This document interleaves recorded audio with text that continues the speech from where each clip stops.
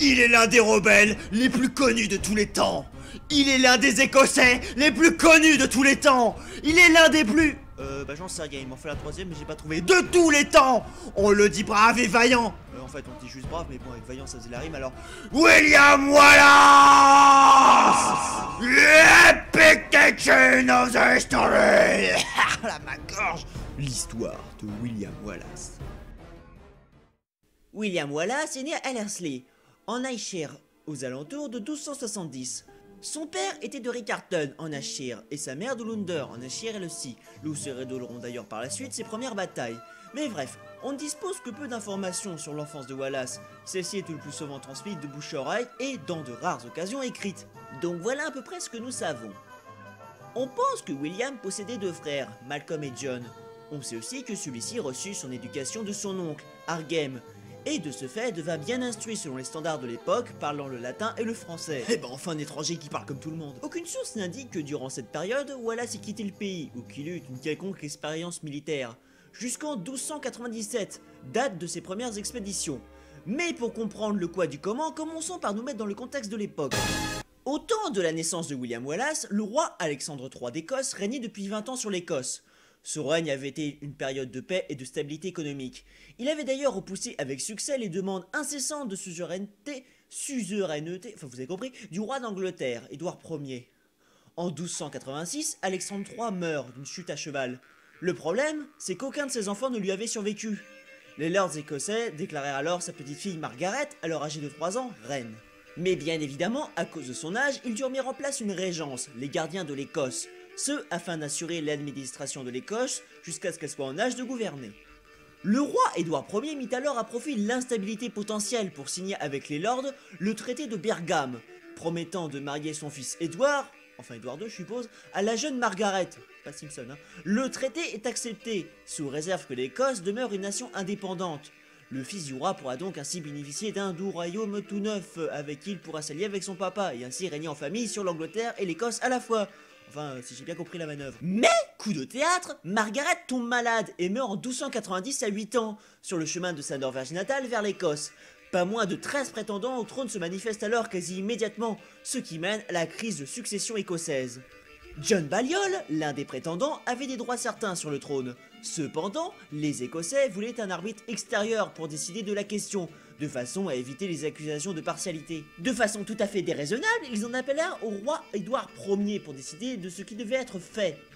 Et ce fut la plus grosse erreur de leur vie. Le roi avait en effet quelques vues sur l'Écosse, d'où la manœuvre pour le traité précédemment cité annulé par la mort de la reine. Vous suivez? Au lieu d'arriver comme un arbitre indépendant, il vint se pointer à la frontière anglo-écossaise avec une grande armée de plusieurs milliers d'hommes et y annonça qu'il était venu en seigneur pour régler une dispute dans un état vassal, forçant ainsi tous les rois potentiels à lui rendre hommage.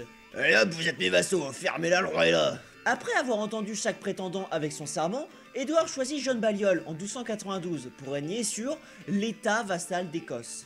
Mais, coup de théâtre, en mars 1296, Balliol renie son serment et s'allie avec le royaume de France.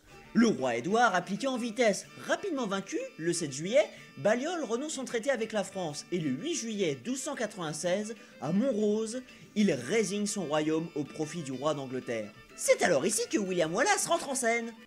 William apparaît donc dans l'histoire en assassinant le shérif anglais de Larnac, ça commence bien, pour venger la mort de sa bien-aimée, Marion Bradfute. En raison de ce crime, il est mis hors la loi et se réfugie dans les bois, comme un certain Robin, où il est bientôt rejoint par une trentaine de compagnons, avec lesquels il massacre la garnison de Larnac en mai 1297. C'est le signal de la rébellion. De grands seigneurs ne tardent pas à se joindre à lui. William Douglas, qui deviendra plus tard son lieutenant, Robert Wishart, évêque de Glasgow, qui parvient à rallier James Stewart le Grand sur la salle à sa cause, et bientôt Robert Bruce le Jeune, enfin vous suivez quoi, la petite bande de rebelles, en à peine 3 mois, devient une armée. Et c'est avec cette armée que Wallace mit le siège devant Dundee, au mois d'août 1297. Le comte de Surrey et Hugh Cranningham, trésoriers, réagissent et placent leurs troupes à Stirling, coupant ainsi Wallace de ses arrières. William rompt alors le siège et se dirige vers Stirling, mais lorsqu'il arrive, les Anglais sont déjà solidement positionnés et plus nombreux. 6350 fantassins et 350 cavaliers contre 6000 fantassins dotés de lances et 180 cavaliers côté écossais. La situation semble désespérée pour les Écossais. Mais, coup de théâtre, un chevalier anglais engage le combat prématurément. Comme des moutons, les autres le suivent et chargent, se précipitant dans les lances écossaises. Suite à ce renversement de situation, les Anglais perdent 3000 hommes, dont plus de 100 chevaliers. La victoire écossaise est éclatante. Quelques villes ne tardent pas alors à ouvrir leurs portes à Wallace et à sa cause. Aberdare, Dundee, Pest, Stirling, Edinburgh, Roxburgh, Berwick, enfin bref on s'en fout, la rébellion s'intensifie dans toute l'Écosse. Wallace dirige ainsi entre octobre et novembre 1287 des campagnes qui le mènent jusque dans le Cumberland et le Northumberland. Si vous êtes écossais, désolé si j'ai mal prononcé. Tout en faisant régner l'ordre dans les territoires sous son pouvoir, il est proclamé, avant mars 1298, gardien du royaume d'Écosse. Édouard Ier, alors en campagne sur le continent afin d'appuyer les Flamands contre la France, apprend la nouvelle. Il n'a pas d'autre choix, il doit intervenir en personne et regagner le contrôle de l'Écosse. Dès mai, il part en chemin vers celle-ci. Il reprend Berwick dès juillet, puis Roxburgh quelques jours plus tard. Il parvient ainsi à couper le chemin à Wallace à Falkirk. L'armée écossaise ne peut plus reculer. Elle y est écrasée le 22 juillet 1298. 2000 personnes tomberont sur le champ de bataille. C'est la fin de l'épopée de Wallace. William fuit et doit abandonner son titre de gardien du royaume entre juillet et décembre 1298. Il part passer quelque temps en France où il se réfugie avec d'autres chevaliers écossais à l'automne 1299. En novembre 1300, le roi de France Philippe IV envoie même pour lui une lettre de recommandation au pape.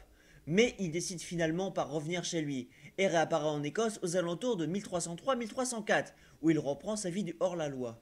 Il est finalement capturé près de Glasgow le 3 août 1305 par les hommes de Sir John Mayton, le gardien du château de Dumbarton, qui, comme la plupart des nobles écossais, avait fait sa soumission au roi d'Angleterre. William Wallace est alors transféré à Londres le 22 août 1305 et est condamné à mort pour haute trahison envers son souverain avec crime et sacrilège. Le lendemain, il est emmené en procession sur un cheval jusqu'à Westminster Hall et exécuté à l'âge de 33 ans. Mais coup de théâtre non en fait non. William Wallace est mis à mort dans des conditions atroces, réservées aux traîtres. Traîné par des chevaux par les pieds sur plusieurs kilomètres de Westminster à la Tour de Londres et de là à Aldgate, il sera à moitié pendu, éventré et le feu mis à ses entrailles. Il est finalement décapité puis découpé en morceaux. Et bah vous pensez que c'est horrible, bah attendez, ça s'arrête pas là. Pour donner un exemple, le roi Édouard Ier fera exploser les différentes parties de son corps aux quatre coins du royaume d'Angleterre. Sa tête est placée sur le pont de Londres et les autres parties de son corps sont réparties entre Newcastle upon Tyne, Berwick upon Twine, Stirling et Perth. Pensant ainsi, en dispersant celui-ci dans toute l'Écosse, démoraliser tout rebelle et ainsi asseoir son règne. Mais, coup de théâtre, pour de vrai cette fois, au lieu de détruire l'esprit de liberté chez les Écossais, il se produit à cause de cela tout l'effet contraire. L'exécution de Wallace vivifie le sentiment nationaliste écossais, sentiment qui par la suite inspirera d'autres hommes qui se dresseront à leur tour contre l'Angleterre, en particulier un certain Robert Bruce, qui, quelques années plus tard, en 1314, ralliera tous les nobles d'Écosse avec son armée, avec qui il se fera proclamer roi d'Écosse. Ils déféreront par la suite, grâce à cela, l'armée anglaise à la bataille de Bannockburn et assureront à la fin de la guerre l'indépendance de l'Écosse en 1328. Ainsi, depuis cette petite rébellion d'une quarantaine d'hommes, William Wallace aura inspiré des hommes de tout temps, par son esprit rebelle et son courage face aux épreuves. Un courage qui aura perduré jusqu'à nos jours, et qui lui aura valu le nom de Braveheart, cœur vaillant.